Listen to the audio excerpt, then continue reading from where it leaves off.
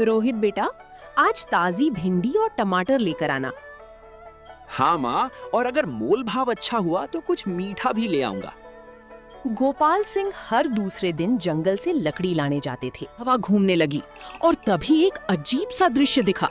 एक भूत जैसा आकृति हवा में उड़ता हुआ दिखाई दिया। उसकी आंखें चमक रही थीं और उसकी आवाज गूंज रही थी। बहुत समय पहले की बात है। एक छोटा सा लेकिन बहुत ही सुंदर और शांत गांव था, जिसका नाम था हरियालीपुर। इस गांव की खास बात ये थी कि यहाँ के लोग एक दूसरे के साथ मिलजुल कर रहते थे। कोई भी किसी को अकेला नहीं छोड़ता था। हर घर में प्यार, अपनापन और सहयोग की भावना भरी हुई थी। इसी गांव में एक बहुत ही प्यारा परिवार रहता था। इस परिवार में एक किसान था जिसका नाम था गोपाल सिंह। लोग उसे प्यार से गोपू काका भी कहते थे। उसकी पत्नी का नाम था सीमा देवी और उनके 2 बच्चे थे, बेटा रोहित और बेटी पायल। सुबह सुबह गोपाल सिंह खेतों की ओर निकल जाते थे या फिर जंगल से लकड़ियां लाने जाते थे। उनकी पत्नी सीमा देवी घर संभालती थीं और कभी-कभी गांव से दूध लेने भी जाती थीं। बच्चे रोहित और पायल पढ़ाई करते थे और साथ ही माँ की मदद भी करते थे। रोहित अक्सर सुबह सुबह बाजार जाकर सब्जियां ले आता था। सीमा देवी प्यार से कहती, रोहित बेटा, आज ताजी भिंडी और टमाटर लेकर आना। हाँ माँ, और अगर मोल भाव अच्छा हुआ तो कुछ मीठा भी ले आऊंगा। गोपाल सिंह हर दूसरे दिन जंगल से लकड़ी लाने जाते थे। जंगल गांव से थोड़ा दूर था और वहां घना सन्नाटा रहता था। एक दिन वो सुबह जल्दी निकल गए। सब कुछ सामान्य था, लेकिन उस दिन कुछ अजीब होने वाला था। शाम हो चुकी थी, सूरज ढल गया था और अंधेरा धीरे धीरे जंगल को घेर रहा था।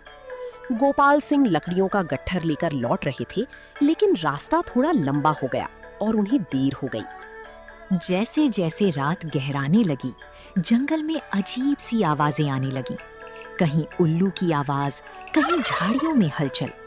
गोपाल सिंह ने मन में सोचा, आज तो काफी देर हो गई, जल्दी गांव पहुंच जाना चाहिए। लेकिन तभी अचानक हवा तेज हो गई, पेड़ जोर जोर से हिलने लगे और दूर से किसी के चलने की आवाज आने लगी। उधर गांव में रोहित और पायल भी देर से लौट रहे थे। वे बाजार गए थे सब्जियां लेने, लेकिन किसी दोस्त से बात करते करते उन्हें भी देर हो गई। पायल बोली, भैया आज माँ नाराज हो जाएंगी, बहुत देर हो गई है।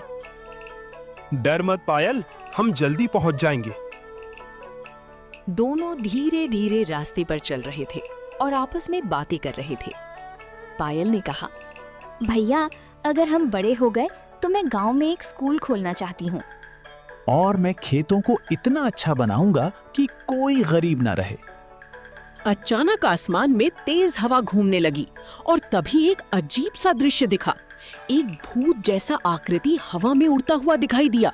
उसकी आंखें चमक रही थीं और उसकी आवाज गूंज रही थी। रोहित डर गया। पायल, ये क्या है? पायल कांपते हुए बोली, भैया, मुझे बहुत डर लग रहा है। वे दोनों तुरंत एक पेड़ के पीछे छिप गए। भूत धीरे धीरे नीचे आया और उनकी ओर देखने लगा। उसने भारी आवाज में कहा, कौन हो तुम लोग? इस जंगल में इतनी रात को क्या कर रहे हो? हम गांव के रहने वाले हैं और घर जा रहे हैं। भूत कुछ देर चुप रहा, फिर बोला, तुम दोनों भाग्यशाली हो कि मैं आज तुम्हें नुकसान नहीं पहुंचा रहा हूं। भूत ने आगे कहा, इस जंगल के आगे एक जगह है जिसका नाम है शांतिवन। वहां एक बाबा रहते हैं। अगर तुम वहां चले जाओ तो तुम्हारी जिंदगी बदल सकती है। कैसे बदल सकती है? भूत बोला, अगर तुम बाबा की बात मानोगे तो तुम्हें ऐसा रास्ता मिलेगा जिससे तुम्हें मेहनत कम करनी पड़ेगी और तुम अमीर बन सकते हो। इतना कहकर वो भूत हवा में गायब हो गया। अगले दिन की शुरुआत। सुबह होते ही गोपाल सिंह घर लौट आए। वे बहुत थके हुए थे, लेकिन सुरक्षित थे। घर पहुंचते ही सीमा देवी ने कहा, आज बहुत देर कर दी आपने, हम सब बहुत परेशान थे। गोपाल सिंह ने कहा, जंगल में कुछ अजीब सा माहौल था। फिर उन्होंने पूरी घटना बताई। उधर रोहित और पायल भी घर लौट आए और उन्होंने भी अपनी कहानी बताई। रात को पूरा परिवार एक साथ बैठा। सीमा बीवी बोली, ये सब सुनकर तो लगता है कि कुछ बड़ा संकेत है। गोपाल सिंह बोले, शायद हमें उस शांतिवन जाना चाहिए। रोहित ने कहा, हाँ पिताजी, अगर वहाँ कोई बाबा है तो हम उनकी बात सुन सकते हैं। अगले दिन पूरा परिवार शांतिवन की ओर निकल पड़ा। रास्ता लंबा था, लेकिन परिवार एक दूसरे के साथ बातें करते हुए आगे बढ़ रहा था। गोपाल सिंह बोले, अगर मेहनत से नहीं तो समझ से काम करना होगा। सीमा देवी बोली, पर मेहनत छोड़ना भी ठीक नहीं होता। रोहित बोला, हम रास्ता ढूंढ लेंगे माँ। पायल हंसते हुए बोली, अगर बाबा सच में मिले तो मैं उनसे स्कूल बनवाने को कहूंगी। शांतिवन पहुंचकर उन्होंने देखा कि वहां एक शांत और दिव्य माहौल था। एक वृद्ध बाबा ध्यान में बैठे थे। बाबा ने आंखें खोली और बोले, मैं तुम्हारा ही इंतजार कर रहा था। पूरा परिवार हैरान रह गया। बाबा ने कहा, जो मेहनत करता है भाग्य उसका साथ देता है, लेकिन गलत रास्ता कभी मत चुनना। गोपाल सिंह ने पूछा, क्या हम अमीर बन सकते हैं बिना मेहनत छोड़े? बाबा मुस्कुराए, हाँ, लेकिन सही ज्ञान और सही दिशा से। बाबा ने उन्हें खेती के नए तरीके, व्यापार और शिक्षा के बारे में समझाया। उन्होंने कहा, जंगल की लकड़ी पर निर्भर मत रहो, अपने खेतों को सोना बना दो। परिवार ने बाबा की बात मान ली। कुछ महीनों में ही गांव में हरियालीपुर परिवार की मेहनत रंग लाई।